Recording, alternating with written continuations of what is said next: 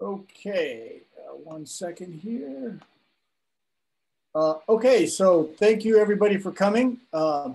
Today we have Norm Jouppi of Google to talk about a domain-specific TPU supercomputer for training deep neural nets. Mark Hill, a professor emeritus at Wisconsin. So the talk's going to be recorded and posted on my seminar webpage in about a week. Please mute. We'll save questions to the end at perhaps 10 minutes until the hour.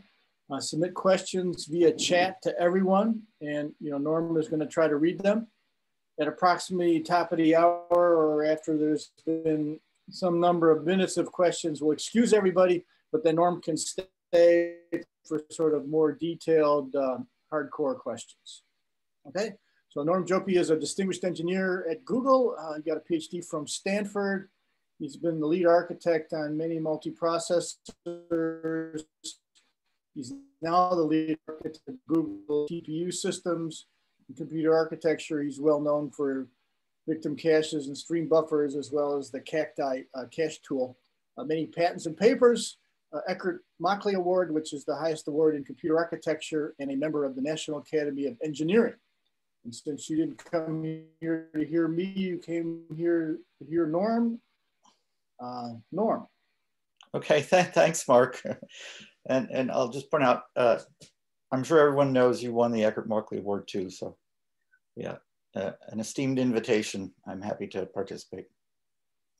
Okay, so this obviously wasn't just my work. There are many contributions to build these systems. And I just wanted to point out in particular, Thomas Nori and Nishant Patil developed some of these slides for the Hot Chips presentation this summer.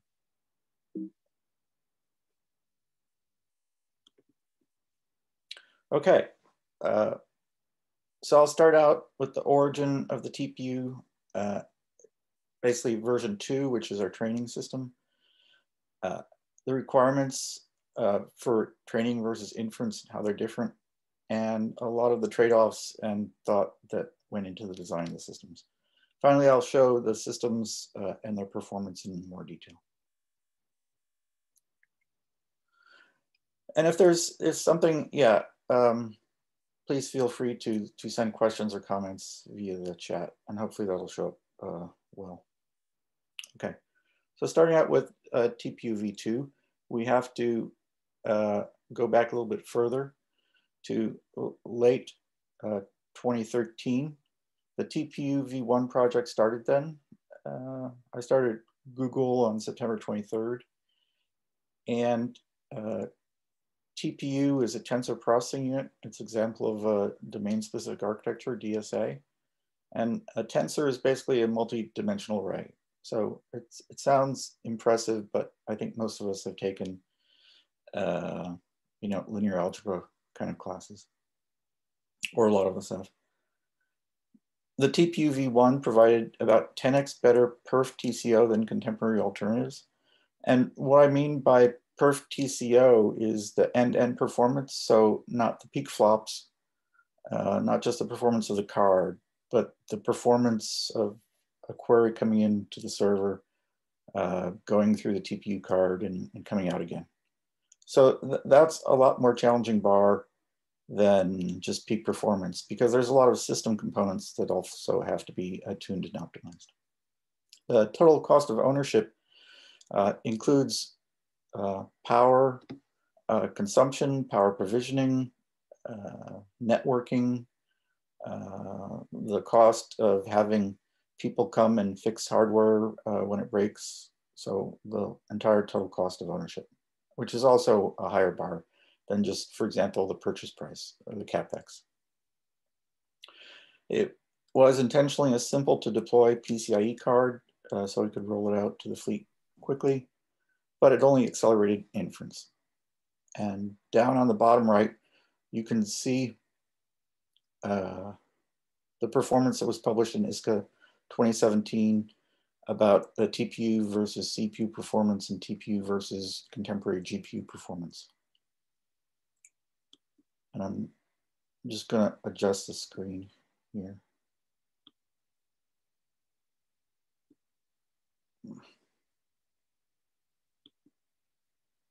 Okay,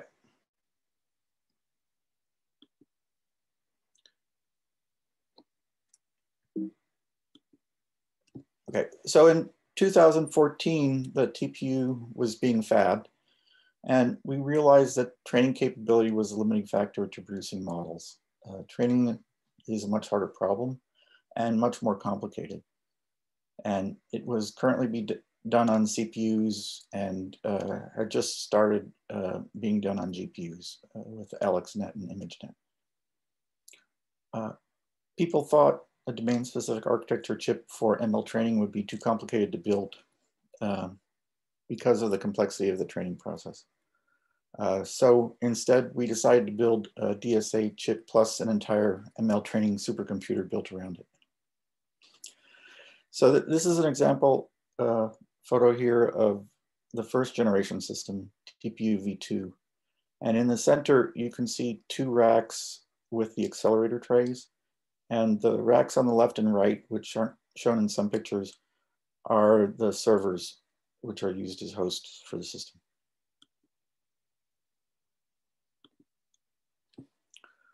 Okay, so there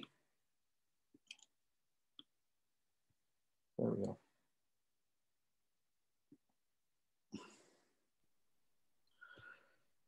I think it looks good, Norm.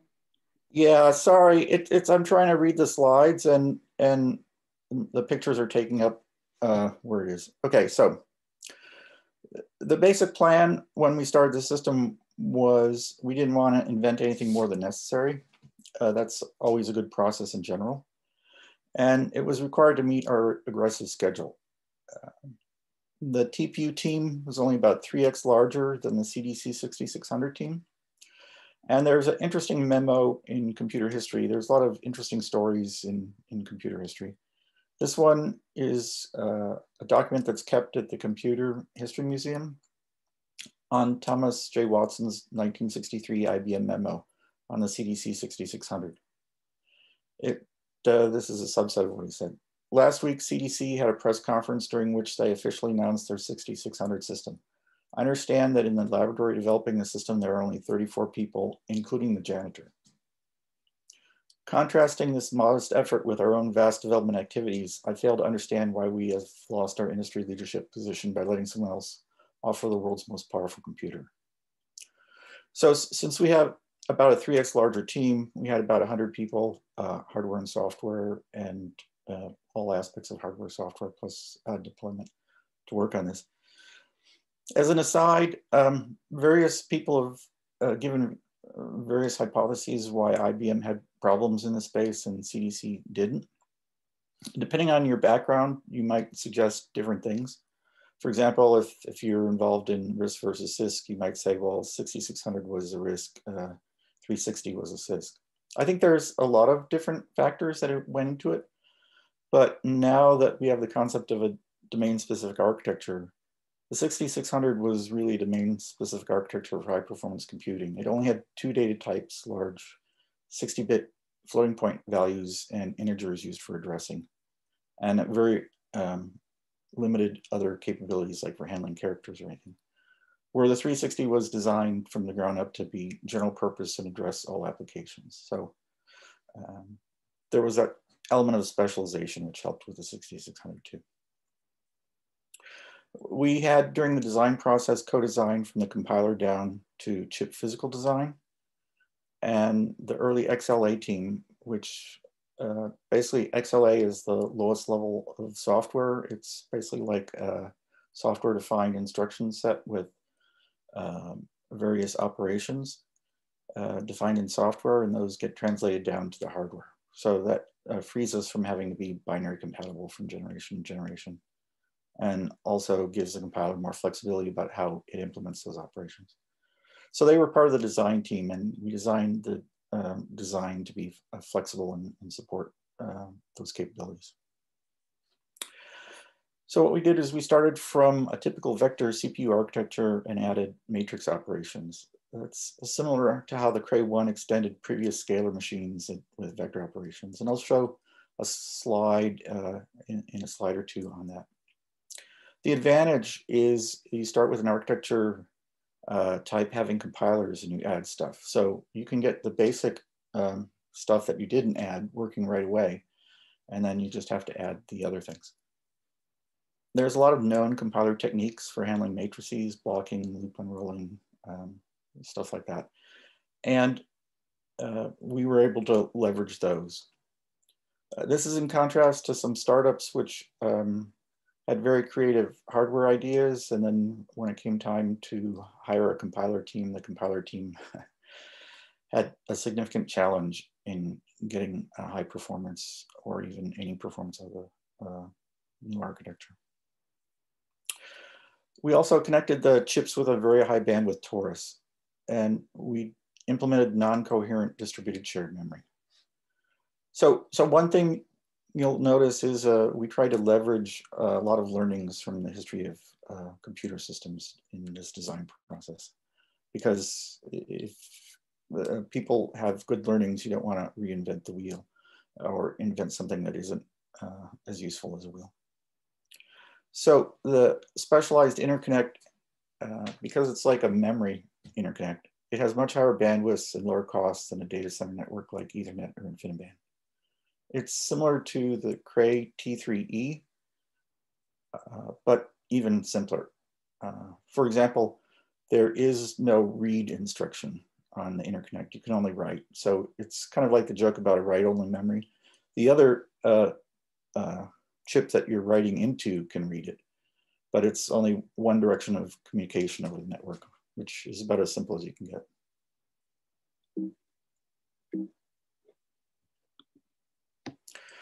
Okay, so here's the evolution of the Cray-1 architecture from the 6600 and 7600.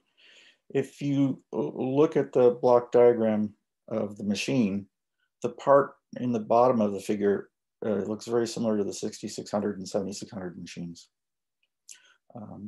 But what Cray did is he took that previous experience and added vector hardware in a consistent manner.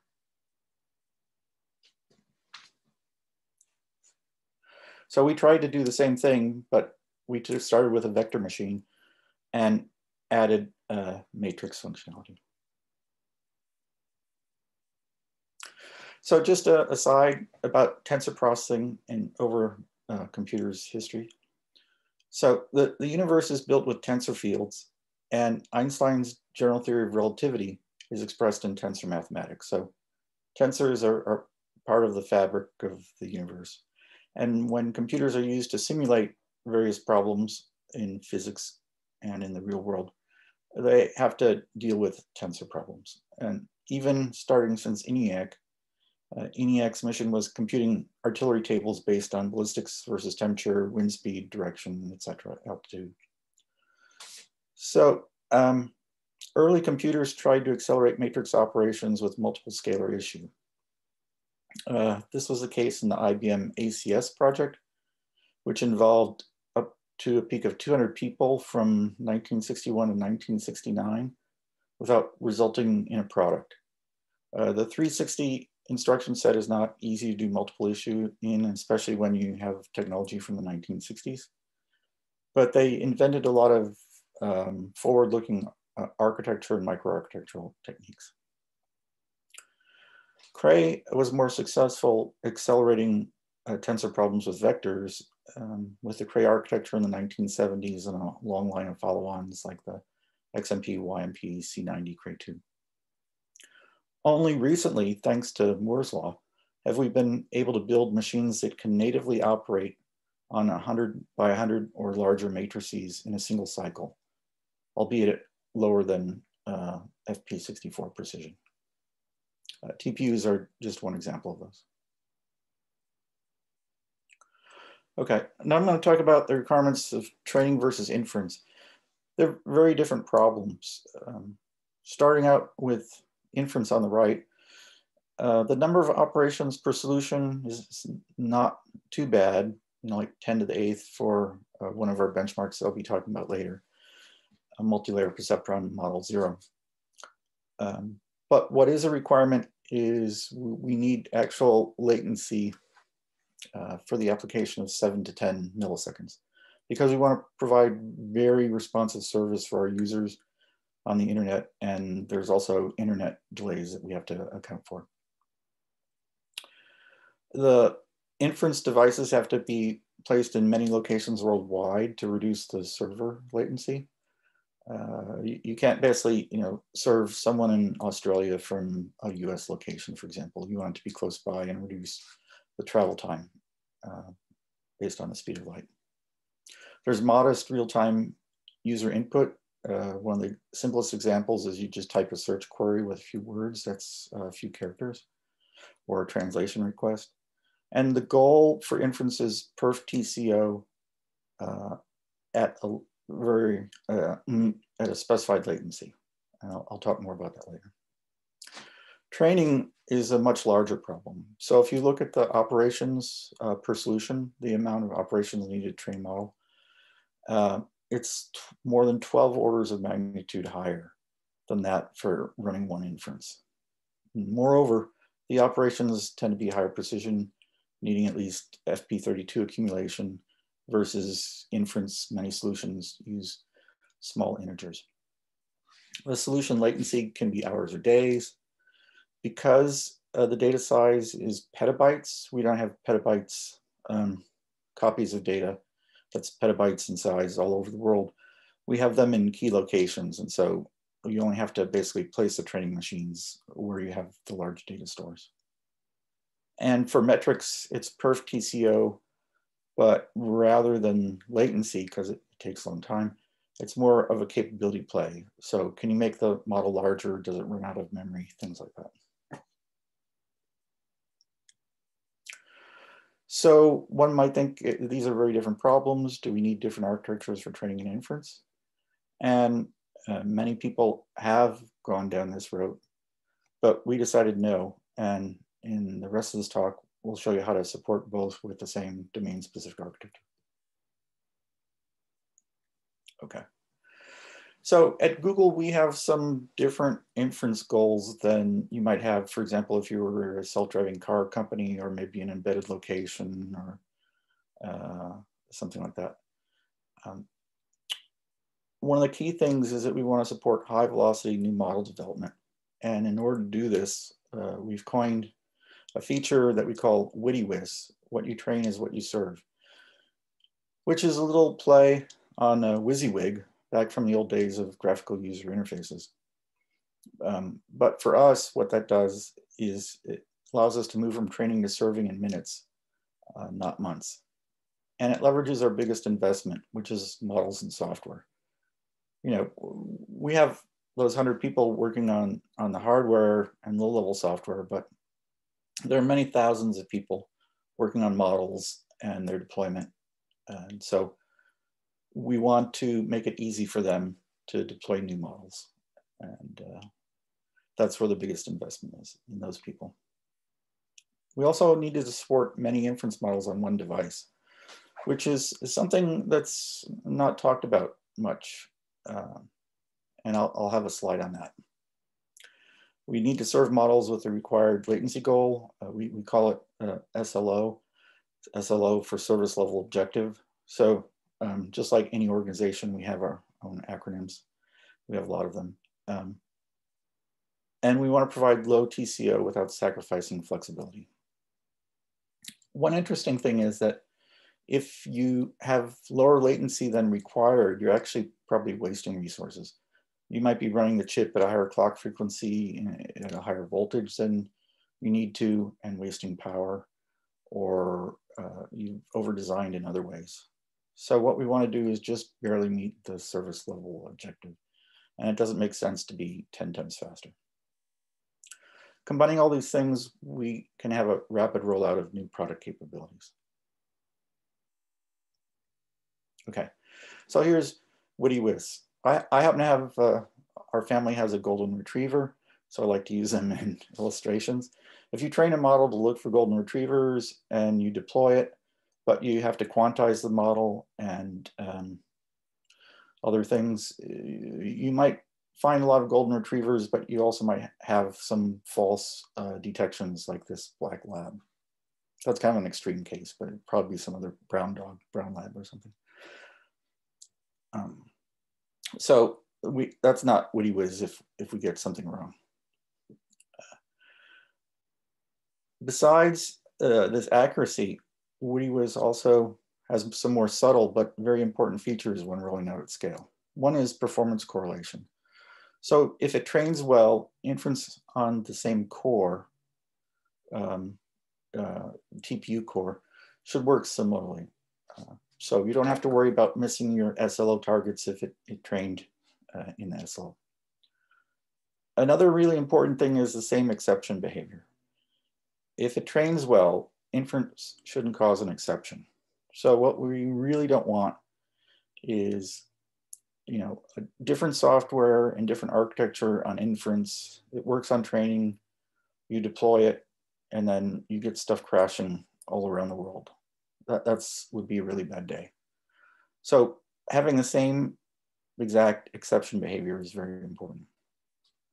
The accuracy problems, we have stringent accuracy requirements at Google. It's worse than embarrassing if you misidentify an object sometimes, or provide like an inappropriate ad or search result. So it's not only the accuracy, but they want very low distribution. So very tight around the accuracy. And we optimize for low variance. So Luis Barroso said while he was in Geo, we want to train models overnight and deploy them the next day without the involvement of anyone with ML experience. So kind of a push button system where you, for example, can get new geographic data every day. For example, street view stuff showing some store has changed its name, and it automatically retrains overnight, and then the next day it's in the database and is being served to people worldwide. That's possible with Wittiwis. Okay, multi-tenancy. That's also something unusual for Google, but I'll explain why it's important for us. Many inferencing applications need to support multiple models. Near zero, and you want near zero switching time between models, like less than 100 microseconds. So let me give you some examples. You may be familiar with the concept of A/B testing. People may have an idea that says, well, this translation could be better based on our data set, but you don't really know how it's going to play out in the real world. And so oftentimes we run one model in a production sense and test dozens or hundreds of experimental models at the same time at various small load percentages, just to do these kind of testing in the field. Another example is translate. There's many different language pairs and models. If you know, Google Translate does over 100 languages. You look at all the combinations between those. You don't want to have a separate server, inference server for each one. So it's handy to be able to flexibly provision at a moment's notice.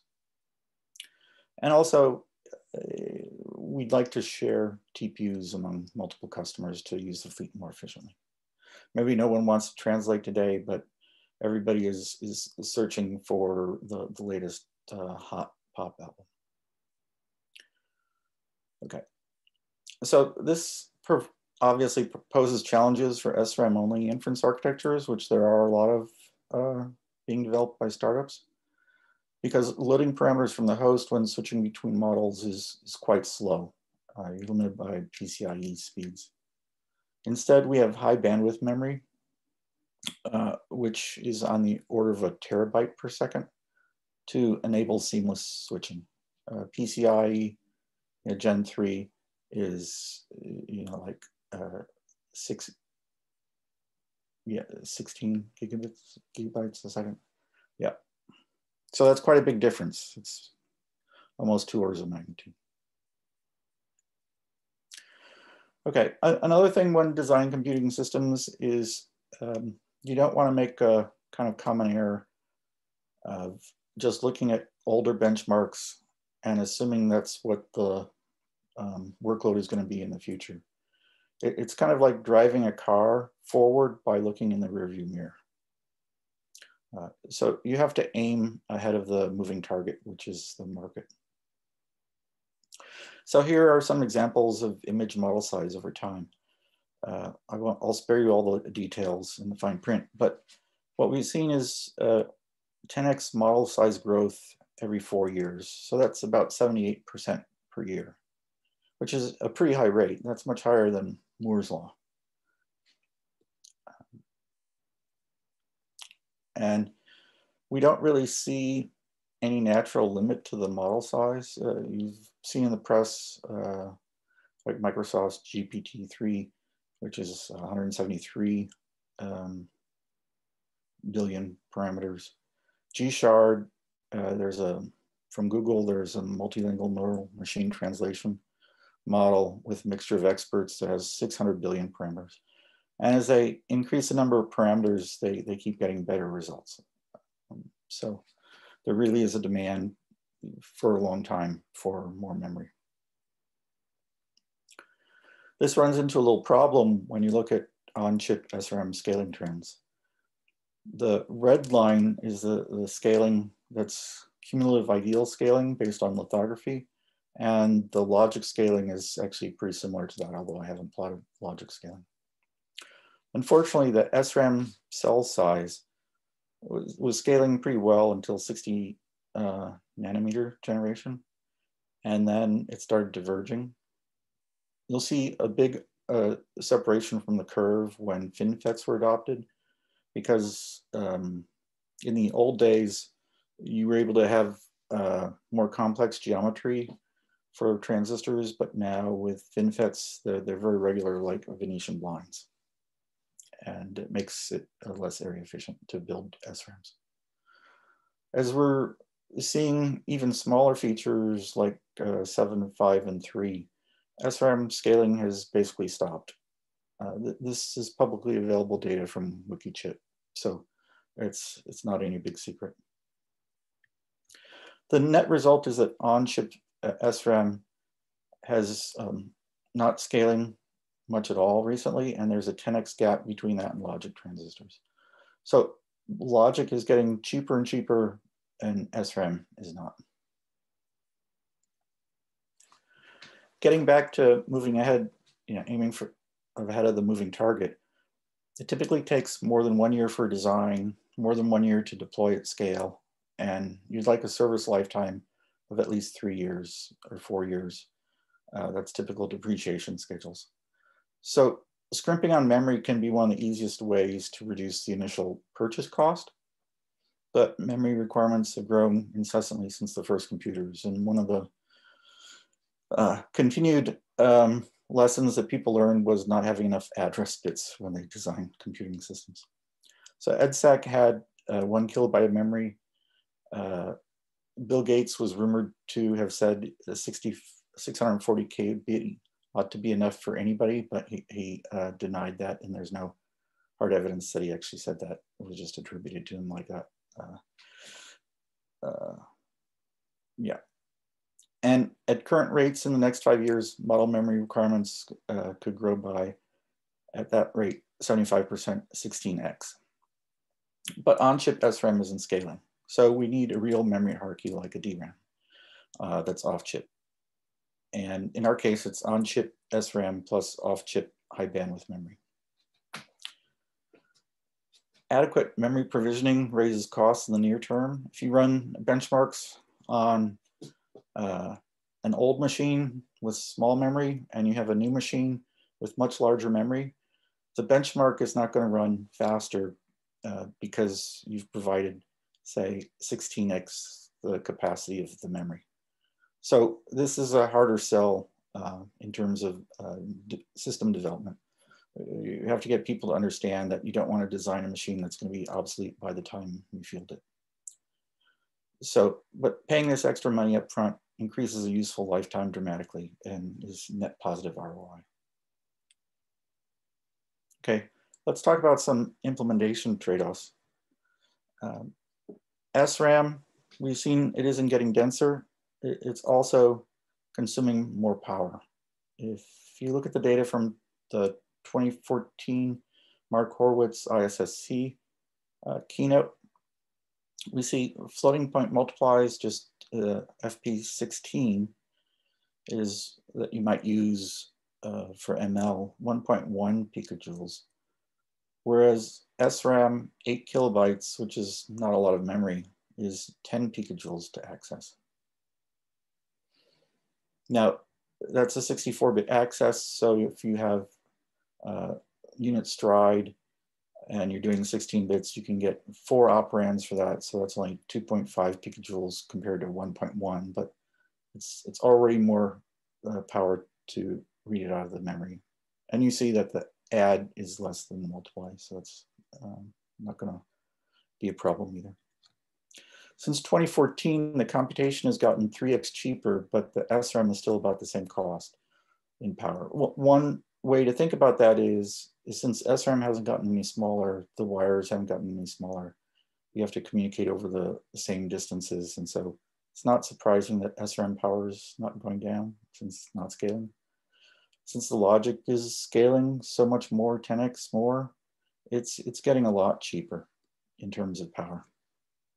What this means is data reuse is really important for efficiency and that flops are cheap. Let me have a little aside here. Unfortunately, news doesn't travel so fast, and the machine learning community, when they develop a new model, their figure of merit on how good the model is how many flops it uses. And if they can use less flops and more memory references, they think they have a better model. We're working to kind of change that perception, but it's difficult. So now let's get to the details about our TPU v2. This is the TPU v2 chip. You'll notice it's symmetric. We have 2 cores, core 0 on the left, core 1 on the right. In order to keep it simple, they didn't talk to each other except through the interconnect router that they used to talk to all the other cores in the rack, and the multiple racks put together we call a pod. So I'll talk about each of the components in more detail next. The core is a VLIW architecture that leverages known compiler techniques from the multi-flow era in the early 1980s and beyond. And its instruction set architecture is defined at the software level, but is implemented slightly differently in different implementations of TPUs. It has scalar, vector, and matrix operations as first-class citizens, and it's built for generality. So if you can express an ML model as linear algebra, you can basically execute it with this machine. And since the universe is basically linear algebra, we think we're pretty general. The scalar unit has 2 scalar slots, which it executes locally, and then it ships off vector slots to the vector unit, matrix slots to the matrix unit, and there's a miscellaneous slot and various immediates. It's 322-bit wide instruction.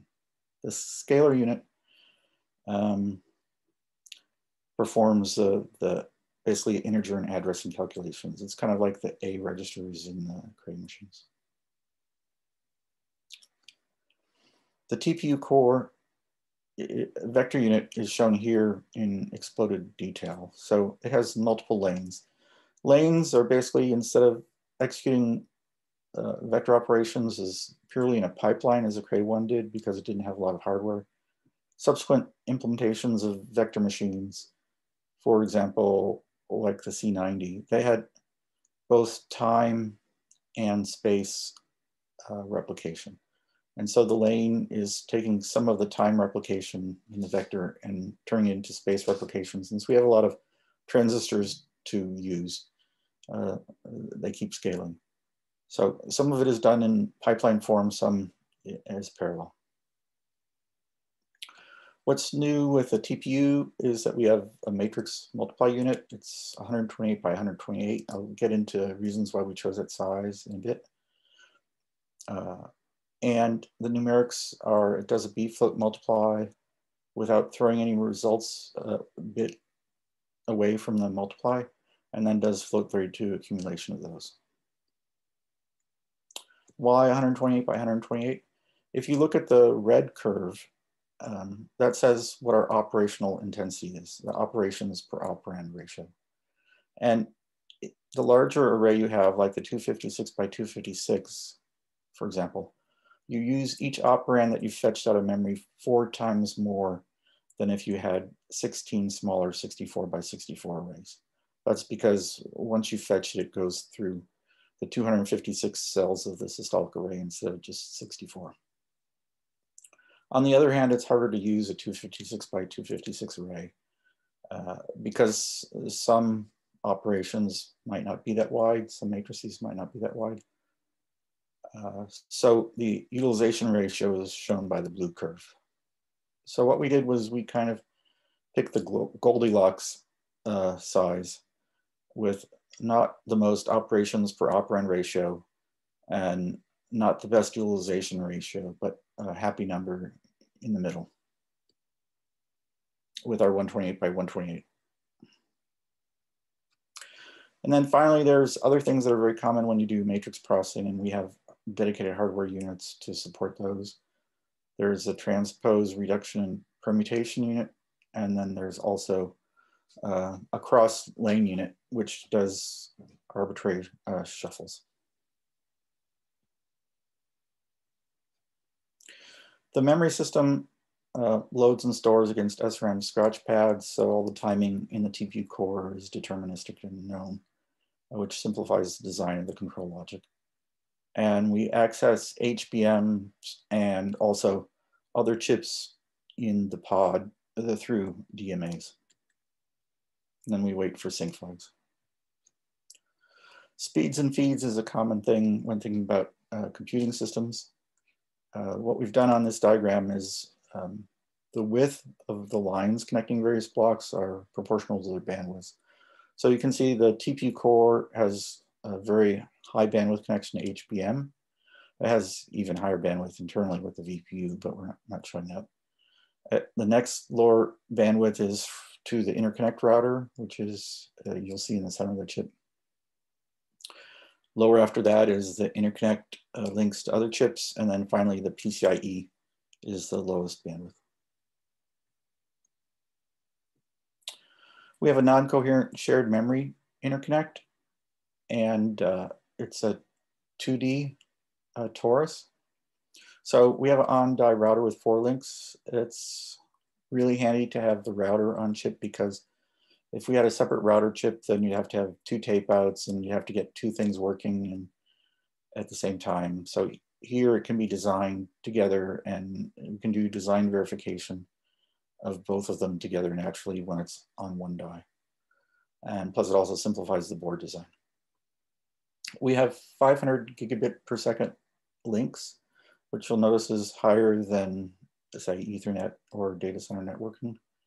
And we assemble them into a 2D torus. So as I mentioned earlier, it's restricted to push DMAs. So we can't read other cores' memory. We can just write to their memory.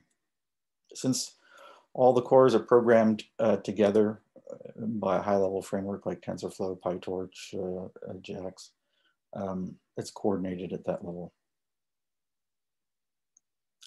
Here's a floor plan of the chip. You can see the interconnect routers in the center. We have large vector units and vector memory off to each side. Those feed the matrix multiply units, which are at the top and bottom of the center, vertical center, horizontal center.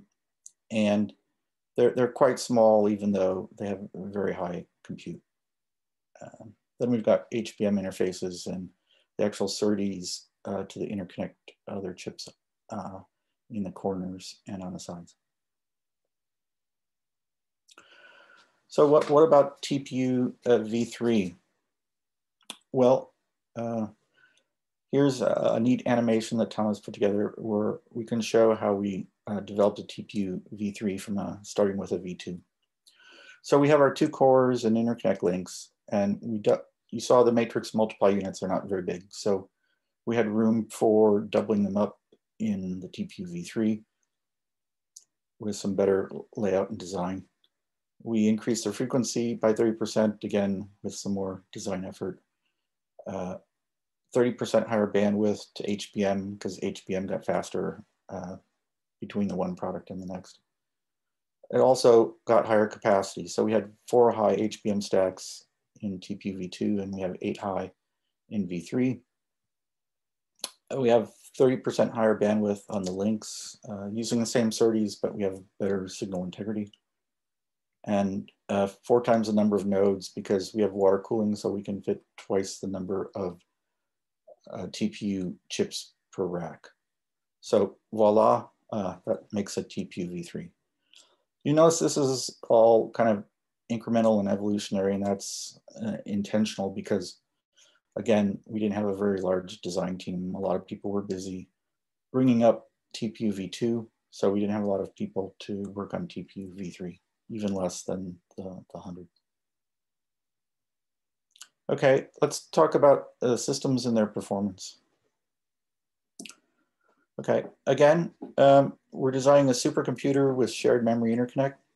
TPU v1 was a single chip system built as a coprocessor to CPU. That works well for inference because you want to distribute it all around the world.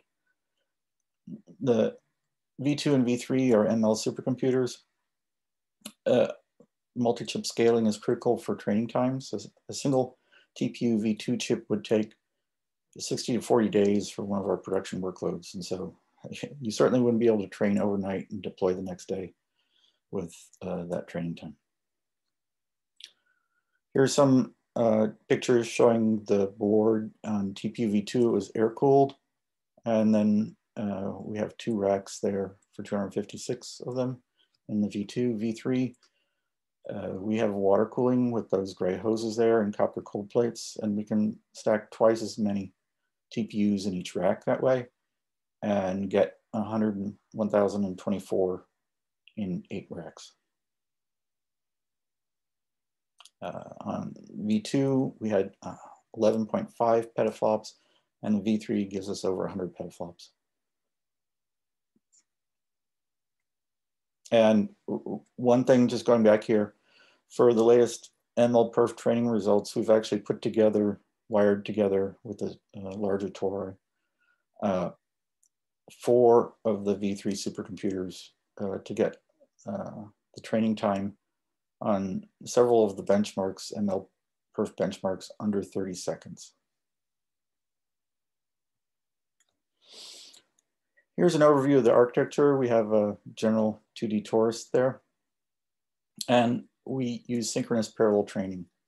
There's a number of advantages of synchronous parallel training in terms of the ML model training, but for us, the main reason for using it when we adopted it was if you have to run diagnostics on a machine, you want to make sure you get the same result every time. And so by having synchronous parallel training, we can run diagnostics and acceptance tests and get bit exact results from 1,000 chips working together. And otherwise, it makes it really hard to know that the system's working properly. We have 6 production applications that we've talked about, 2 multi-layer perceptron problems, 2 CNNs, and 2 recurrent neural networks, RNNs. Here's how the TPU v3 scales on the 6 production apps. Starting out with the bad news, or not so good news, actually, it's still pretty amazing for 1,000-way parallelism with 2,000 cores, 1,000 chips, 2,000 cores. We get 40% of perfect scaling on MLP0 and 14% on MLP1, and that's limited by their use of embeddings, which are kind of very sparse and harder to accelerate. CNN0, we got 96% of perfect scaling, that's the red line, and then the other 3 bench production apps run at 99% of perfect scaling at 1,024 chips and 2,048 cores. Now, we're never satisfied for less than 99%. So there's a bunch of ways to improve the system. One of them is actually designing models with the system in mind. There are certain things you can do when creating a model that make it, you can imagine these, right? That make it not so great for accelerating. For example, if you had layers that were 129 by 129 and you had a matrix unit that was 128 by 128, you need to make multiple passes, whereas if you picked it 128 by 128, it would just go through in one pass. So with a little bit of tuning on some of the models, we were able to improve the speed ups. So for example, MLP0, we improved it from 40% to 67% at a scale of 1024 chips. Similarly, the software is really powerful, and there's an amazing number of compiler optimizations that you can do, and it gets fairly complex, but I kind of think of the compiler team as like an origami team, because they're always taking the matrix tensors and like looking at them from different viewpoints as matrices and bending data around in different ways. So for MLPerf 0.5, TPU v3 was performance, we're going to call that 1. By the time 6 months later, TPU v3 was used on MLPerf 0.6, you can see that there's around a 2x improvement in performance just from better compilation techniques. So hats off to the compiler team and also various other software stack optimizations, because it's pretty hard to design a 2x faster chip in 6 months. So it's really great. Then finally, a few words about inference performance. If we look at TPU v1, the latency was not so good because of the DRAM, DDR3 DRAM that it used. The latency for basically this translate application, similar to translate LSTM, was close to 120 milliseconds. When running it on TPU v2 chips, it's down to less than 50, and it allows us to use larger batches. So do more inferences at a time, group them together. We can get higher throughput. They're shown on the left at about the same latency, and it's still much better than TPU v1. And then moving to TPU v3, we can get really good latency even with bigger batches. Okay, so the key takeaways are that it's an exciting time to be a computer architect and also working on computer systems, because current chip technologies enable supporting matrices as a fundamental data type for the first time in computing history.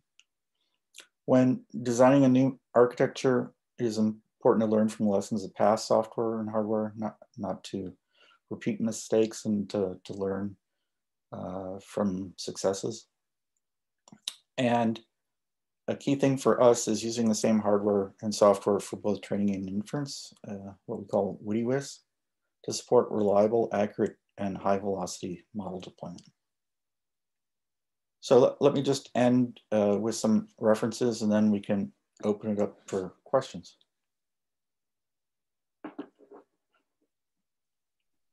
Okay, so thank you, Norm. I'm going to clap on behalf of all the audience because the technology does not allow contemporary clapping. So the options were you can read from the chat or I can paraphrase from the chat. So do you see the chat box? No. You probably need to stop sharing, but there's also a little box at the top of the sharing screen with more options. The easiest way is, yeah, thank you. Now I see the chat. Okay. Let's go with that, and then if we need to show slides, we'll deal. Yep. So go ahead, Norm. It's all yours.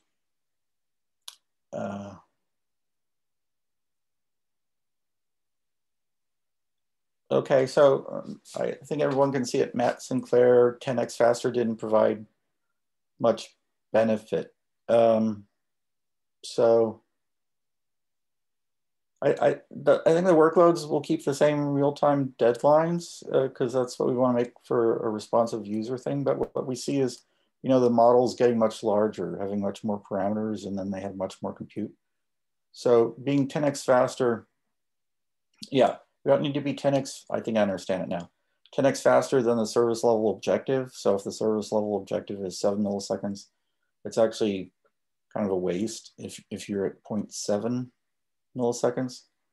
But what we've been doing as we're getting faster inference platforms is making the models more complicated and give them higher accuracy. And so we're using the transistors for that. And let me know if I didn't interpret that properly or if you have a follow-up. Okay. I'm curious if there's, from Mark M, there's a point where leaning on heavily on compilers makes build clusters more expensive and actually increases TCO. Will there ever be a point where it makes sense to make accelerators for compilers for accelerators? That sounds like the old maybe symbol machine or something which had a compiler and hardware.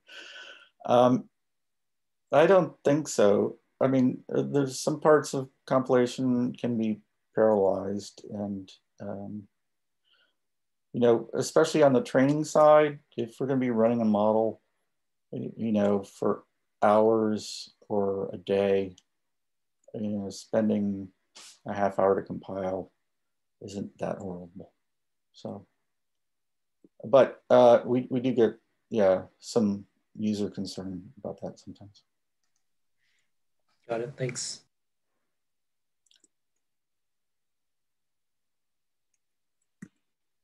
Okay. And then there was Apache TVM, which I've seen, yeah. Okay. What performance models do ML developers use to write TensorFlow to do training that runs well on TPU 2.3? We have a set of like 20 different applications that we use during the design process now.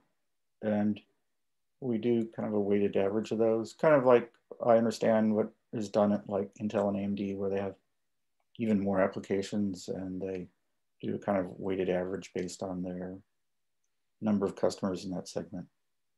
So it's not an unusual performance modeling strategy. And then we have different models at different levels of precision. So, you know, TF-SIM was used in the paper, and we have more detailed models as well that run slower. TF-SIM is a roofline model. So, actually, Norm, my question was different. I'll take host prerogative here. Okay.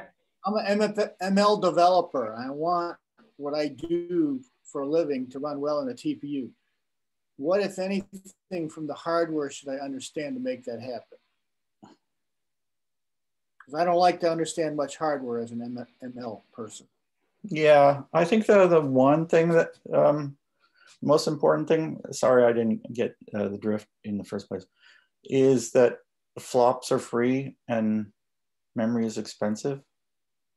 We actually wrote a paper, it was not accepted at a major conference, where we doubled or tripled the number of flops in a model and reduced the number of memory references, and we got higher accuracy and shorter execution time.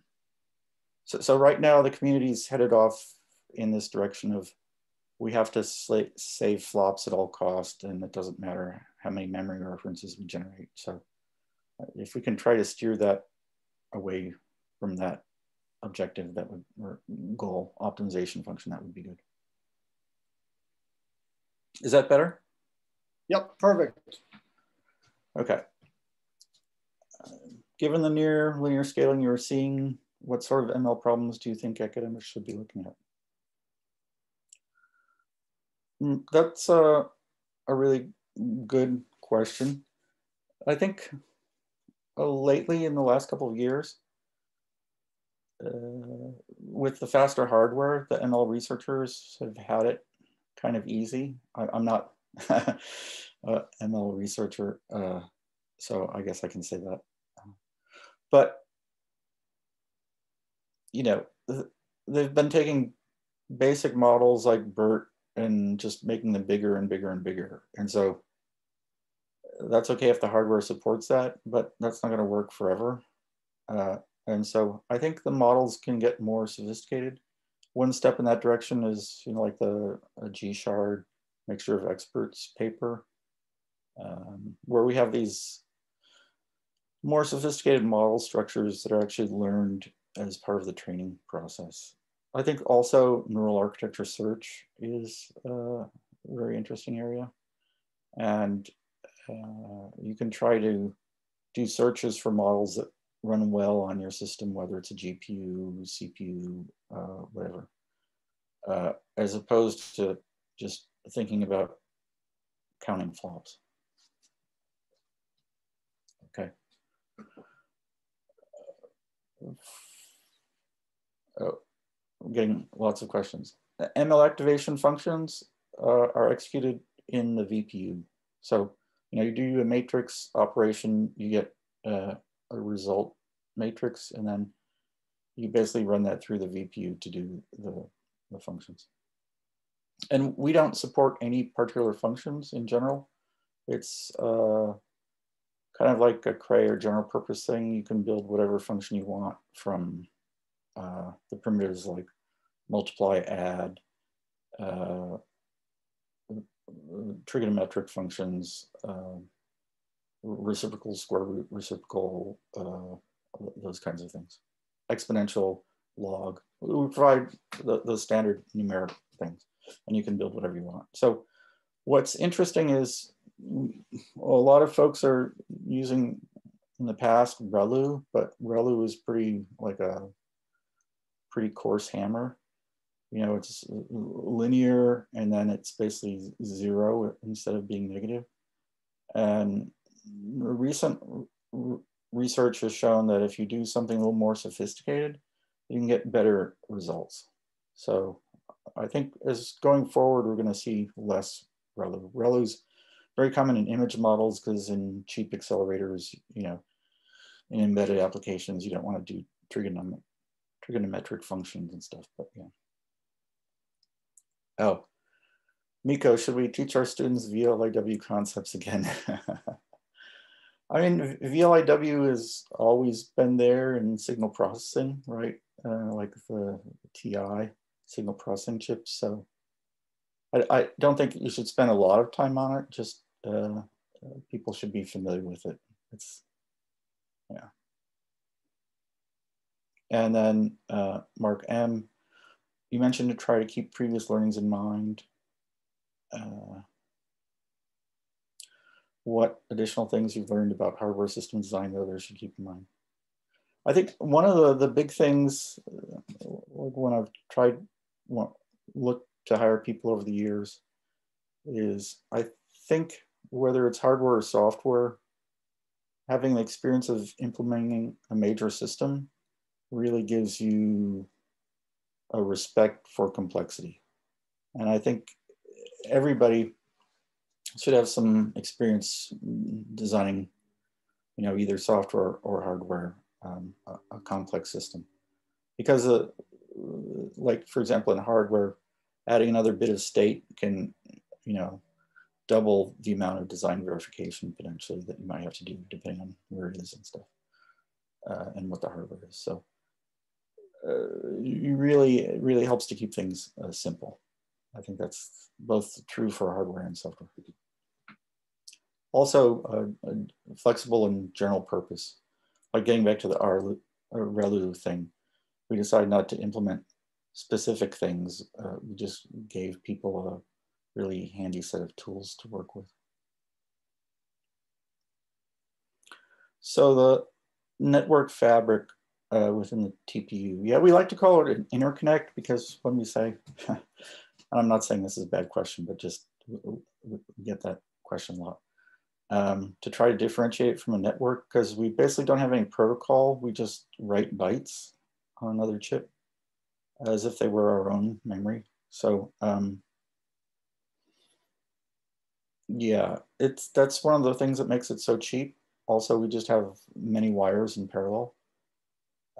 So that's, we do have, data center network connecting together the hosts that are connected to the accelerators, but the data center network's an order of magnitude slower than more than an order of magnitude slower than the TPU interconnect. Is capability still the key challenge from Suchita? Now that you have ML supercomputers? If so, why? If not, what's the key challenge when training DNNs with TPUs? Well, I think when we published the MLPerf results, training the benchmarks in some of them in under 30 seconds, that really made it look a lot easier than it was. There were a team of like 10 people who, were working really hard at the data center software level to make that happen. Because, if you train that model in 30 seconds and you have very large data sets, you've got to, get all the data flowing smoothly from, many disk drives, for example, in order to feed it. And so there's a lot of work at the data center level that's kind of not talked about. So just system challenges in general, large data flows in data centers, those kinds of things. A lot of problems crop up and they require some attention.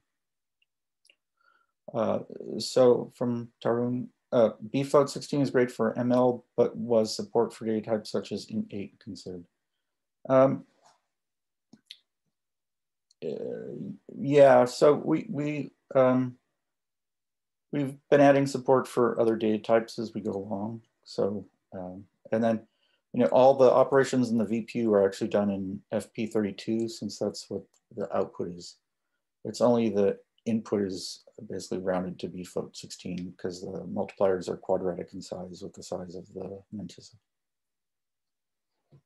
So people are getting better results now with quantization. And if you train with a quantized forward pass, then you should get the same exact results. So WiDi doesn't imply you have to use bfloat 16 or any other particular format, but you have to use the same format in both. That's what we're doing.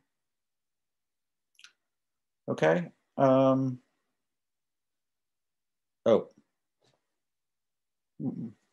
Mark, or? One more question snuck in and then we'll excuse people. Okay. How does TPU support non-matrix multiplication operations, such as resizing, non-maximum suppression and stuff? Well, we have the VPU. So for example, if you've got depthwise convolutions, in some cases, things like that can get executed on the VPU. So hopefully that answers your question.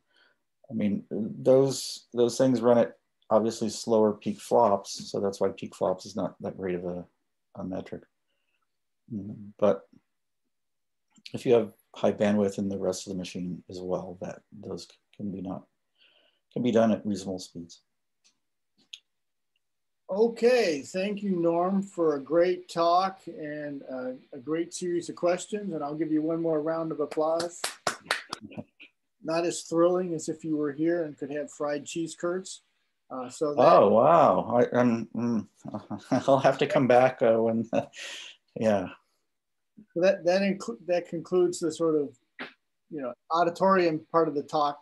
And then now we can let people ask questions as if they're coming down to the podium, and they can be arbitrarily deep for experts, and there may or may not be questions. So I think we'll still, at least initially, type them into the chat because it's hard to arbitrate oral questions. Yeah, and I just want to say thanks for inviting me, Mark, and it's been a pleasure, and looking forward to being there in person sooner rather than later. Absolutely. Should I stop recording at this point, or? Yeah, I think so.